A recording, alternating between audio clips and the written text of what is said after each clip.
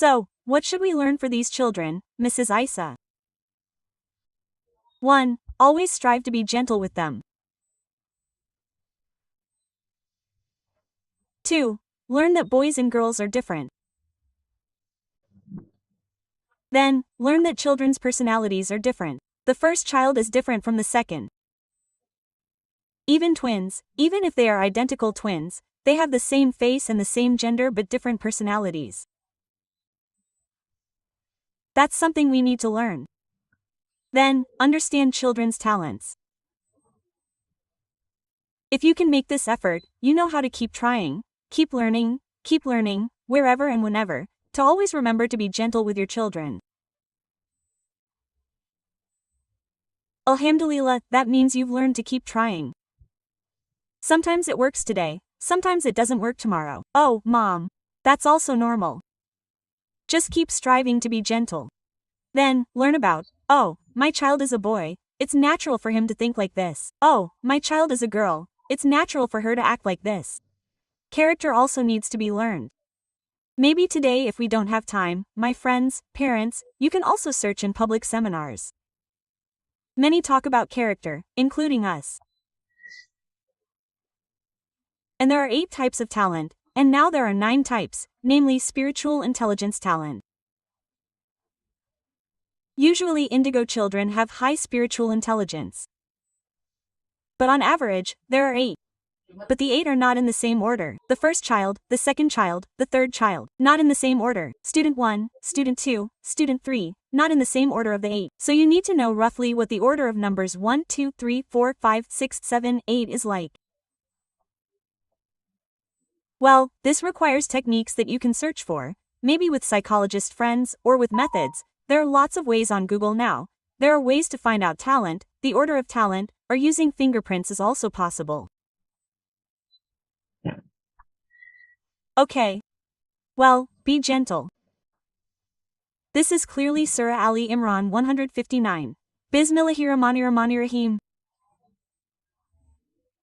Fabima Rahmat Minala Lintahum Walkadam Minal.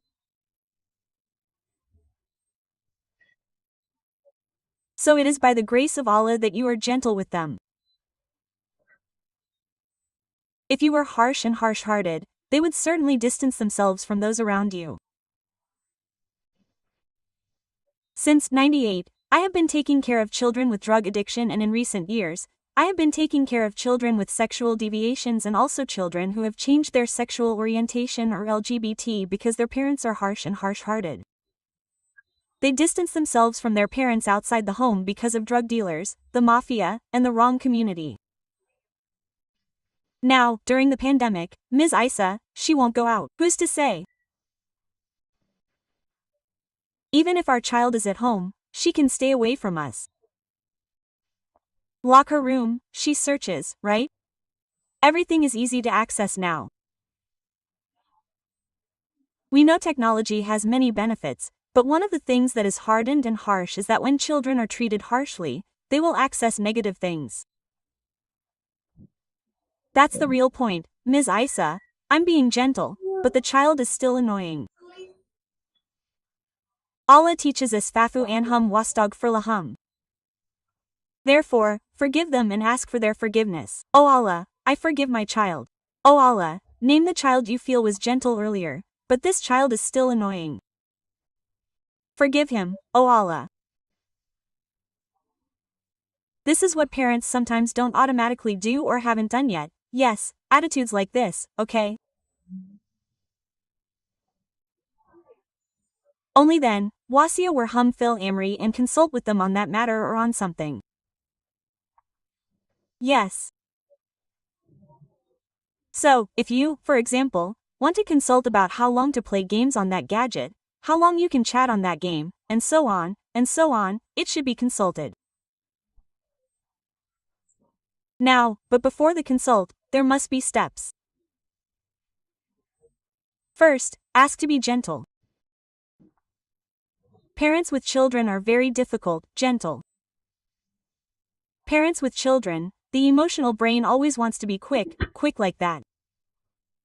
But with other people's children, we can be quicker to be gentle. Try to remember, yes, parents, at the same time, yes, nephews or cousins, children or neighbors' children can still be gentle. Hey, how are you? When our children come, we can immediately frown, you know. That's why if there are parents who can be gentle with their children, it's a blessing from Allah. That's why we ask, Oh Allah, please be gentle, Oh Allah, please be gentle, Oh Allah. Yes, being gentle is a blessing from Allah. Yes, it's really hard, Mom. I always ask for gentleness. You know, Allah has warned you, if you are harsh and harsh-hearted, they will distance themselves from those around you. Yes, I have been taking care of children affected by the drug mafia for 22 years because of their harsh parents. Yes, how firm, Mom. For example, firm, but firm, can be gentle, right? Mom, I went to the movies on Saturday night at 12 o'clock at night. No, son, that's firm but with a gentle face. It's dangerous, son, that's firm but with a gentle delivery, right? And of course, forgive the children first. Oh Allah, I forgive my son, oh Allah. Yesterday we promised to play for only half an hour, now we've been playing for 3 hours. Forgive him, oh Allah. Yes, that's what we have to do, then invite another discussion.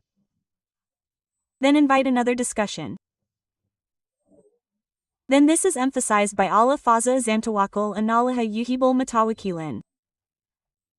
Yes. Then if you have made up your mind during this discussion, have obtained a result and made up your mind based on the result, we are told to trust in Allah. Because many parents, after discussing and negotiating with their children, hesitate. Oh, why did I say he could play for 2 hours? Oh, what will happen? Oh, will it be dangerous? Oh. That's what Allah doesn't like when you have made up your mind because of the results of negotiations. What result? The child can play for 2 hours, because initially the parents asked for half an hour, the child asked for 4 hours. Finally, they negotiated, gave reasons, and finally got 2 hours. Trust in Allah, Mom. Don't hesitate. Because if you hesitate, what will happen? Today it's okay for 2 hours, tomorrow Mom will be angry. Why, Mom? Even though yesterday the results of the discussion were like that. Yes, this is extraordinary. This is Al-Imran 159. I even use Ali Imran 159 for children who have already used drugs or who are gay. I tell their parents to use Ali Imran 159 again because after finding out their child is using drugs or not, they will be furious and violent. I say, hey, wait a minute. That's the result of our parenting style too.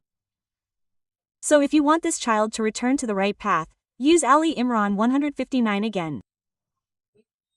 Ask Allah's grace to be gentle with children who have already been involved with drugs or are LGBT.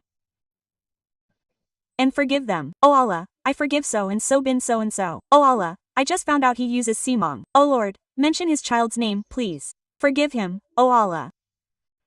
Because parents are intermediaries between Allah and their children, especially to ask for forgiveness. After we ask forgiveness for our child to Allah, then we invite the child to consult.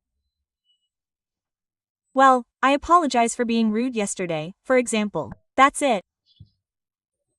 Or the child is persuaded to enter rehabilitation using this technique. And Mom, if you already know that this drug requires rehab, you must put your trust in Allah because this rehabilitation is not short, it takes a long time. If necessary, it's like boarding school, it does require funding too. So, put your trust in Allah, ask for sustenance from Allah. This is already too late. Yes, for parents whose children are still at home, still, God willing, still very well, this is Ali Imran 159, you must keep this in mind. Yes, why soccer unsa, men are not equal to women. There is a lot of research on Ali Imran verse 36, right? Is it not the same, Mrs. Aisah? Yes, the brain is divided into two. There is a right brain, there is a left brain. Yes, the concept of the right brain and the left brain was discovered a long time ago, even in the zeros. The right brain is the play brain, the brain that sees colors, the relaxed brain, the imaginative brain, the intuitive brain, yes, it is even called the creative brain. The left brain is the analytical brain, the serious brain, the brain that does calculations, mathematics, language, organization, discipline, that is the left brain. And humans have a left brain and a right brain. What does that mean? Humans can be serious, they can also be relaxed.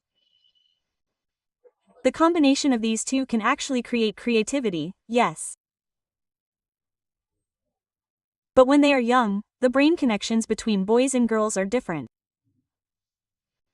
What connections, ma'am? That's what we saw earlier, like cables, right? Moms and dads, teachers. Now, the brain connections between girls and boys on the left and right brains are different, right? What's the difference, Mrs. A? Well, let's see. Children 0 to 6 years old. Earlier we learned about the right brain, the left brain. Girls have a balanced left and right brain connection. Balanced. Boys have a more dominant right brain. Do you remember what the right brain was? The play brain.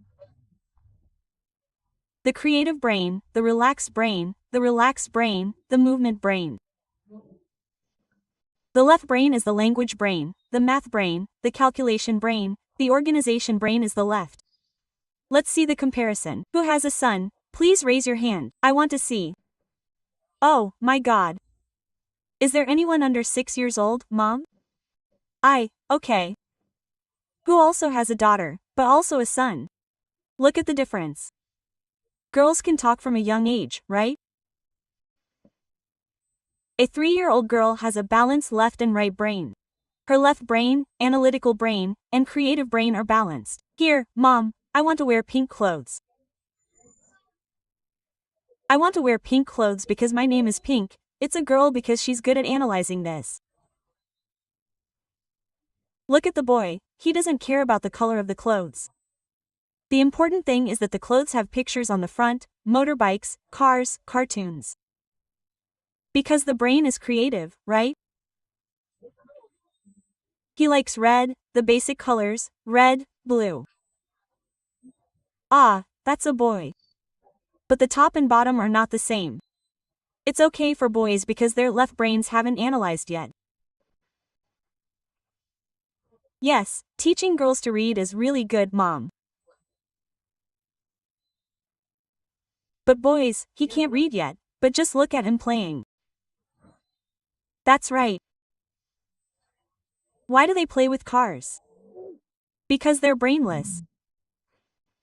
They take you to see Spider-Man, and when you come home, you're Spider-Man because of your right brain. There, a boy who can't read yet can play PlayStation. He can't read yet. He hasn't read the instructions on the box. But his right side is a boy because of his play brain and his technology brain. He knows how to play, knows how to jump, how to run. Yeah, the characters on his gadgets are boys. That's why when teaching boys to read, Mom only uses paper. Then Mom writes, for example, ball, like a ball, girls understand quickly. If boys only do that, it's a shame they suffer because their left side isn't yet developed. This is the brain we're discussing here. So what should we do, Mrs. Aisah? Can't we stimulate boys to learn to read? You can, but use your right brain. So buy a ball and then stick the word ball on it. I have 4 boys, Mom. Luckily, when they were little, I at least learned this. So at home, all those objects, tables, chairs, glasses, cups, had writing on them. So that when boys learn to read, they see real objects. Why? Their right brain needs that. It's not enough to just give them pictures, but 4-dimensional objects are even better. For girls, their right brain is also developing, but their left brain already understands. They are given writing, given pictures, and they understand. I'm speaking in general, because there will be 10% of girls who are a bit tomboyish. Their brains are like boys. Ah, she's like this, right? Just keep walking, just playing, but reading is hard. Well, that's because she's a bit tomboyish. Her brain map is a boy's map, right? Okay. So if we want to teach boys to read, use those objects. In the past, so my son knew what his mother's wrote, I wrote it on my mother's paper, I stuck it to my chest. I used it for one day and he understood, oh, that's my mother's writing. And my son called me Mrs. Isa, so I added Mrs. Isa. Oh, that's what Mrs. Isa wrote. That's understandable. And boys enjoy that kind of method. Memorizing the Quran, boys prefer to jump around. Yes, for example, if the verse talks about the sky or about plants, they prefer to see the connection directly, right? Well, now, what happens between 6 and 12 years old? Girls, left and right are still balanced. Boys, right and left are still just starting. That's why it's said that boys are only 6 years old ready to learn to read and count. That's why entering elementary school is given a target age of 7 years old, actually saving boys with the current elementary school curriculum that involves a lot of analysis.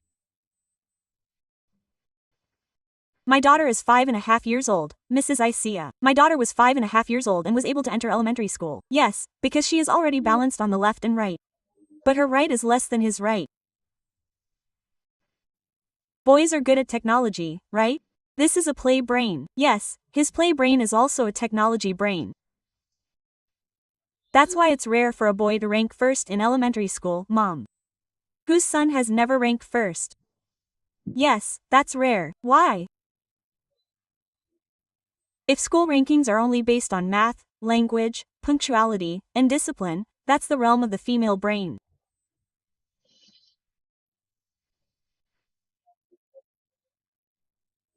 But if school isn't just about math and regular language, but also about being good at basketball and futsal, then boys can win. Good at playing online games. Oh, boys win, Mom. That's why if there's a good school, they don't just evaluate intracurricular and extracurricular activities. That's why boys, God willing, can rank first there.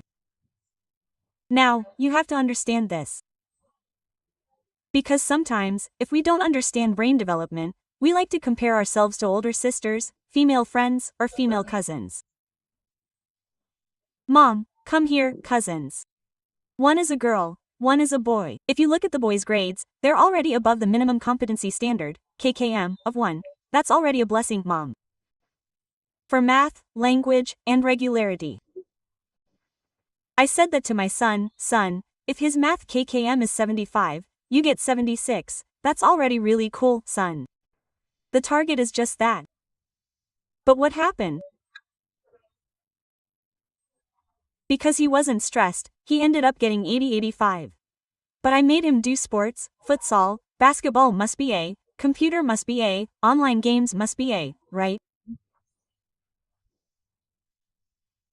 The enthusiasm of the children is a boy. A boy, thank God. My first son is also a doctor. The second might be a doctor this year. The third is also a student to be a doctor. The fourth is indeed in grade 12 and what are you doing today? He's in Bandung because tomorrow he's going to take the UTBK and also wants to take medicine, the boy, right? Then, between 12 and 18, girls are still left and right, boys, the left is catching up, but the right is still dominant. So, in junior high, boys are starting to be able to analyze. High school is even cooler. When will boys find balance in their left and right? Over 18, boys are in college. So cool. Who still has a son? Elementary school? Be patient until they're in college, okay? Accompany them by learning about the brain. Boys are really cool when they're in college. Cool. Just check, is the Senate chairman male or female? It's definitely male. The general chairman, yes. The student executive board chairman is definitely male, and the demonstration leader is definitely male because the left and right brains are balanced. It's balanced. Girls in elementary, middle, and high school can be class presidents, can be student council presidents, but later female students return to their natural state. What about the consumption section, treasurer, yes, secretariat? Even if it's the chairman, at most the first chairman, second chairman, it's definitely male. So, parents, in terms of brain development, understand that God has blessed boys with a dominant right brain first. So don't be surprised if they play, are interested in technology, or daydream or meditate more because they're accessing their imagination and intuition. Yes, but make no mistake, boys also maintain security. That's why boys will protect their mothers even when they're still small. That's the right brain. Yes, talent or multiple intelligences, or as people call them, are a collection of abilities or skills that can be developed. Or developed, yes.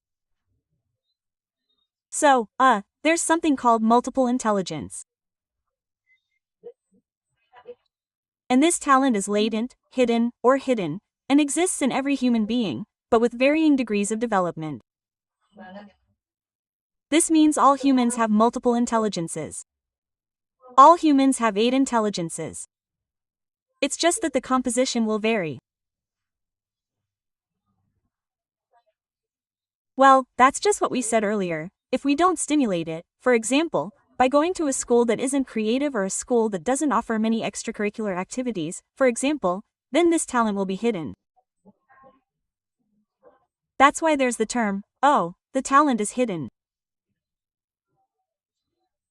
That's why a good school is one that facilitates the stimulation of these 8 talents in the brain, which are still latent, yes. Who discovered this?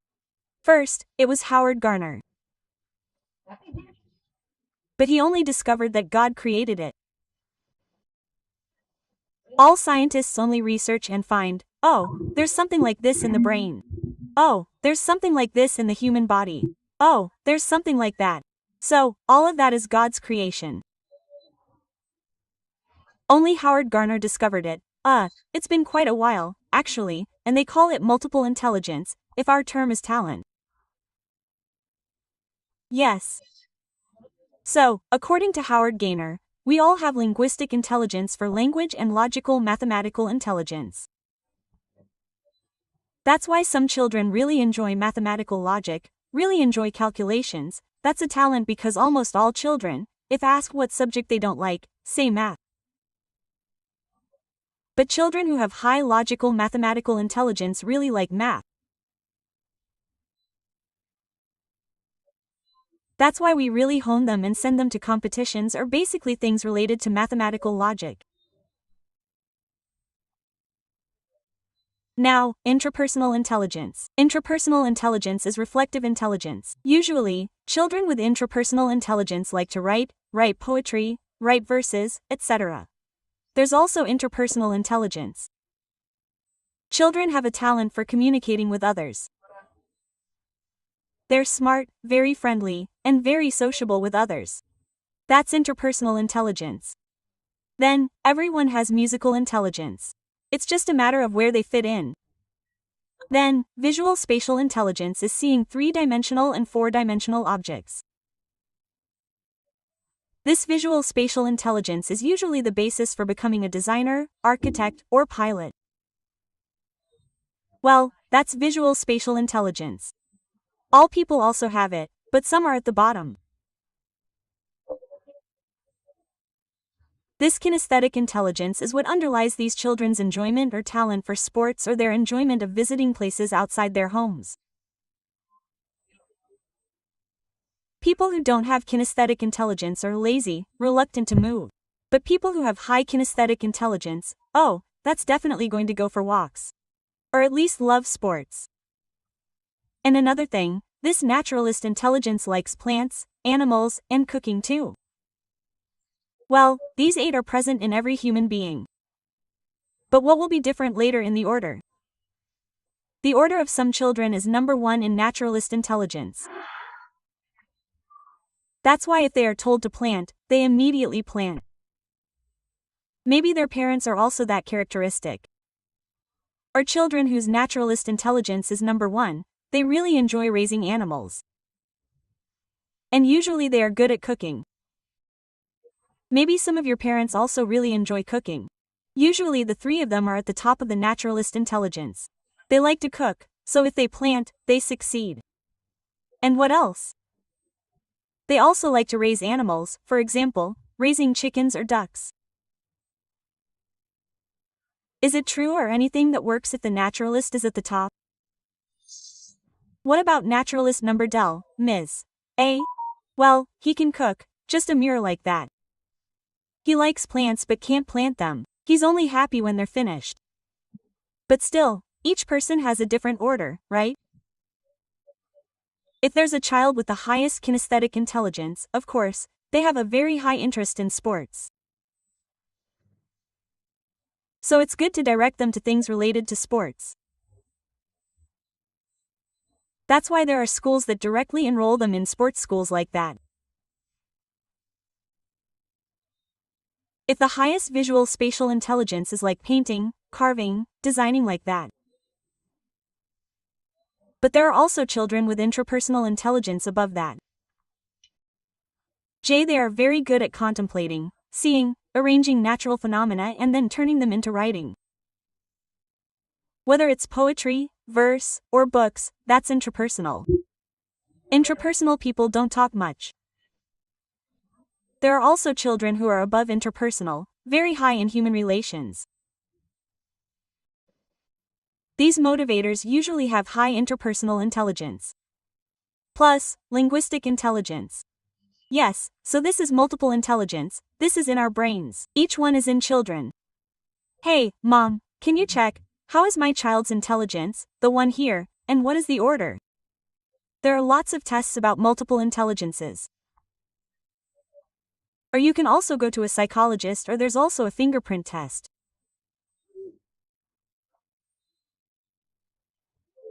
Later, when the test results come out, pay attention to the order 1, 2, 3, 4. These 4 orders, when combined, are what will make the child creative and also resilient in terms of multiple intelligences. Yes. And that's what we're directing him to strengthen, strengthen, strengthen.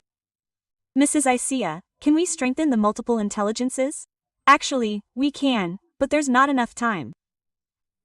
A day is only 24 hours, cut off sleep, cut off play, cut off. Yes, it's possible. For example, my naturalist intelligence is at the bottom. I took a cooking course, but sometimes because I'm too carried away, the results aren't extraordinary. For example, if I don't take a cooking course, I might not get a 5, but I cook something standard, maybe a 5. But then the course only goes up to a 6, and I have linguistic intelligence number 1. I haven't even taken a course. My linguistic intelligence is already 8, let alone the course. So because we don't have much time, we're directing these children to see which ones are upgraded in the order of 1, 2, 3, and 4. That's what we're strengthening, so what? So that they truly have their own specifications. And I do the same. Even if I want to ask for help cooking because I know my naturalist intelligence is number 8, I'd rather call my little sister who's really good at cooking. She's number 1 in naturalist intelligence. Now, this is where children, or ourselves, need to understand what's called teamwork. We all need to understand how to work together according to their respective talents. Yes, mashallah. This is just talking about talent, we haven't talked about anything else. But I think this is the basic foundation for making these children resilient and creative. Okay, now, from the brain to the body there's the nervous system. The nerve cables run to the spine. From the spine, they run throughout the body. These nerve cables exit, some go to the face, some to the neck, some to the body, basically throughout the body. These are the cables. And I've actually talked about this nerve cable many times in public seminars about how the nerve cable works like an electric cable. It carries electricity. What does that electricity carry? Where does it carry messages from? From the brain. From the brain, yes. Including what we have, our children, or we have talents. Characters and knowledge that enter the frontal lobe. Some people have the same talent, high kinesthetic intelligence, but the knowledge in the frontal lobe is different. One Muhammadiyah school, another might go to another school. Well, that's what makes the difference. Well, then, this nervous system also carries messages from what is seen, what is heard, what is experienced, what is felt through the mouth, what is tasted, what is said, what is touched. Yes. And uniquely, each child's nerve strength is different. Some children have strong eye nerves. So when they study, they have to look at the teacher, they have to see the writing. That's what we call a visual learning style. Some children have strong ear nerves, so they don't need to constantly look at the teacher, as long as their ears hear the sound source. That's it, it's called an auditory learning style. Parents, if you have a child studying and this is during distance learning, they don't see the teacher with their eyes, but their ears are directed to the sound source.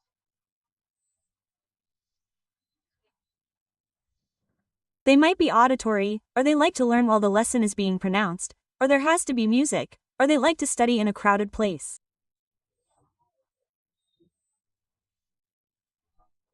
That means their auditory nervous system is stronger at capturing information than other nerves, even though their eyes still capture information, auditory.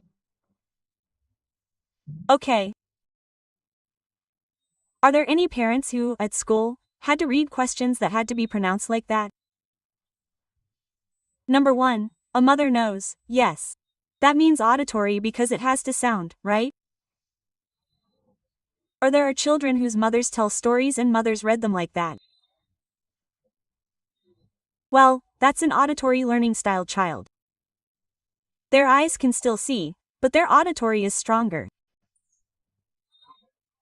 Yes, there are also unique children. Their hands and feet have a stronger nervous system for capturing information, so when they listen to information from the teachers, they have to move.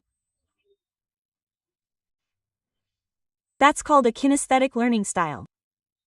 They have to move, hold toys, or walk around, carrying their gadgets, they walk. They walk here and there up and down the stairs. That's called a kinesthetic learning style. Why? Because the nervous system in the hands and feet is stronger at absorbing information and they need to move. Yes. So, if you see children studying who don't seem calm, it could be that your child's learning style is kinesthetic, or they're playing with a yo-yo, playing with a ball, basically moving here and there. That's a kinesthetic learning style and there's no need to scold them. Yes, in fact, if we tell them to be quiet, they won't understand the information quickly, it won't enter their brain quickly. Because the nervous system in their hands and feet is stronger at absorbing information than their eyes and ears. But everything is actually on, it's just that there's a dominant one. We also need to know this, yes. So, what's in the brain will travel to the nervous system to shape behavior because the nervous system is like an electric cable. Of course, what we teach in the front and enter the front brain also travels to the body. So, teachings, advice, knowledge, stories, and directions are still important for them to become a strong and creative person. Yes, because the potential already exists. Where? In the parietal lobe, the potential is there. However, it still needs to be guided because the frontal lobe will provide information that will later be related to what is in the parietal lobe so that it travels through the brainstem, through the nervous system in the spine, mom. There are the same children who have linguistic intelligence, but one goes to Muhammadiyah school, while the other goes to another school. Well, that's what will differentiate them. Maybe a child with linguistic intelligence, if he's invited to a speech competition, does well, he's happy and interested. Of course, if he goes to an Islamic school, the content of his speech will be about the concepts of Adinal Islam. The structure of his speech clearly includes an opening prayer, right? There's also a closing prayer, right? Well, that's what will differentiate them. Okay. Now, in the brain there's also something called the reptilian brain. This reptilian brain is in the brainstem area. This is what sometimes happens when the reptilian brain or brainstem is tense. Then the knowledge in the brain is difficult to get out, or when we teach children, we advise children, it's difficult to enter their brains. Why? The brainstem is tense. This is what often happens. Why is it that I've taught my child so many times? It's so hard. Maybe that's what parents say. It's because when he's taught, his brainstem isn't relaxed, so the knowledge only reaches his brainstem and he only remembers it once every 24 hours. Oh, how can Mrs. Aisah relax the brainstem? Well, how can this brainstem relax? Yes, by saying something gently. How else? This brainstem can relax. We have to understand whether this is a boy or a girl. How else can the muscles relax? Yes, children are taught to always ask for forgiveness. Because when we ask for forgiveness, our brainstem, which was previously tense, becomes relaxed. So what if this brainstem is tense? When the brainstem is tense, there are two body responses. What are they? Fight or flight. Attack or run away. Well, that's it. Well, why did Allah give this? Because this brainstem is to maintain human safety when attacked by wild creatures or savages. If you're outside the house and suddenly there's a pickpocket, then the brainstem works to attack or run away. Yes, that's its purpose, actually. Or when we're walking, attacked by a dog, chased by a dog. Well, the brainstem is working. Attack or run away. That's why sometimes when we're chased by a wild animal or a dog, for example, we can run as fast as we can because the brainstem is working. In fact, sometimes under normal conditions, it's impossible to run that fast. Or, for example, if a woman is suddenly pickpocketed, then suddenly the mother is brave enough to be hit by the pickpocket because the brainstem is working. But in the current pandemic situation, the brainstem shouldn't be tense at home. It's tense at home because of the many changes in life. So parents who are entrusted to accompany their children in learning, their brainstems are tense, so they always want to be scolded by their children because their brainstems are tense. What do they want? They just want to be attacked, they fight. And children sometimes say, "Oh, stupid mom. Enough, enough, enough. Close the door, lock it, slam it." Wow, that's how it is. So what will be different in the new normal is that the human brainstem will tense up more quickly. And to be able to relax this brainstem, we do a lot of istighfar. Astaghfirullahalazim. Take a deep breath, okay. Do a lot of dhikr la halala, la hawla wala quwwata illa billahil aliyyil azim, so that this tense brainstem will relax, so that later we will remember our knowledge in the brain. Oh yeah, oh it's like this. Oh yeah, because so many parents have tense brainstems, always asking, is this distance learning effective or not? Effective, mom, effective, dad. The current situation is effective, right? Especially children in the digital era prefer to learn by looking at digital rather than directly seeing people. It's just because our brains are tense, we forget that the one who gives knowledge is Allah Ta'ala.